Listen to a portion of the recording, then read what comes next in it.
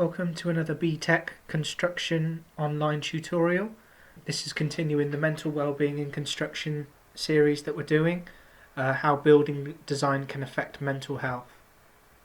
So once again, as I mentioned in the previous lecture, it's based on this book, Happy by Design, A Guide to Architecture and Mental Wellbeing, written by Ben Channon. Lecture 2 is on comfort, so thinking about how we can create comfortable environments in our buildings and how that can affect people's mental health and mental well-being. In this lecture we will be discussing how the comfort of a person's surroundings can relate to their mental health.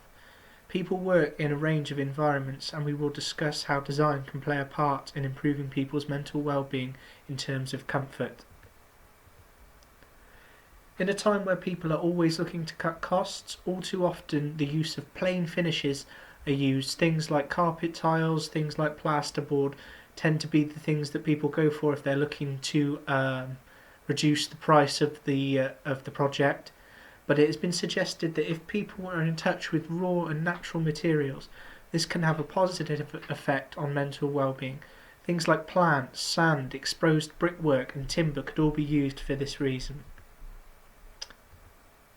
A large portion of the UK's workforce spends 8 hours a day, 5 days a week, sat down in a chair looking at a computer screen. It may well be obvious that furniture used is fit for purpose. Chairs must adequately support legs and back, and the visual display unit, which is the fancy word for screen, must be at the correct level to avoid the neck strain. If this stuff is not fit for purpose, it can cause chronic pain, which is a major cause of depression. A lot of us also have to eat our lunch at our desks. I know that I personally find this makes me feel very uncomfortable. It could be beneficial to have a specific area designed for people to eat their food. So, thinking outside of the workplace, furniture at home. We also spend a lot of time at home, obviously, and it's important to note that an adequate bed is vital for good sleep. Poor sleep is directly linked to mental illness such as depression, anxiety and insomnia. Moving on, thinking about the temperature of the building.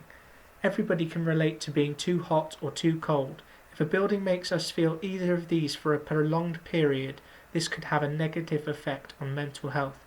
Considering materials, heating and cooling systems, location of the sun, all at the design stage can play a part in creating a comfortable environment. Fresh air, again, is an important factor to consider. Having fresh air entering your building doesn't just improve your physical breathing, but it improves your mental well-being.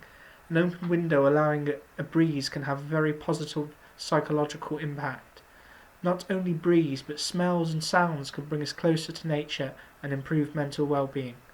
It should be pointed out, though, that the city air is of poor quality, and so the use of technology to filter the air first might be a solution there.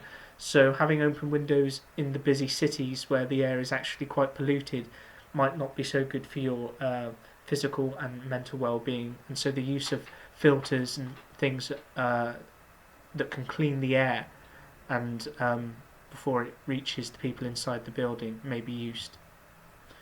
Noise is another big one to consider. There is always noise around you, but if it becomes intrusive, it can affect your mental well-being. It could be something very loud, or it could be something going on for a long amount of time. This is especially important when building something like a block of flats, where large amounts of people are going to be living in close proximity to one another. Materials between floors and walls that insulate against the acoustics transferring from one flat to another will be very important. People have reported noisy neighbours causing severe anxiety and stress. Surprisingly, even just the furnishings you use can go a long way to help soundproof a space. Soft furniture, thick carpet and thick curtains can all help stop sound travel from one room to another.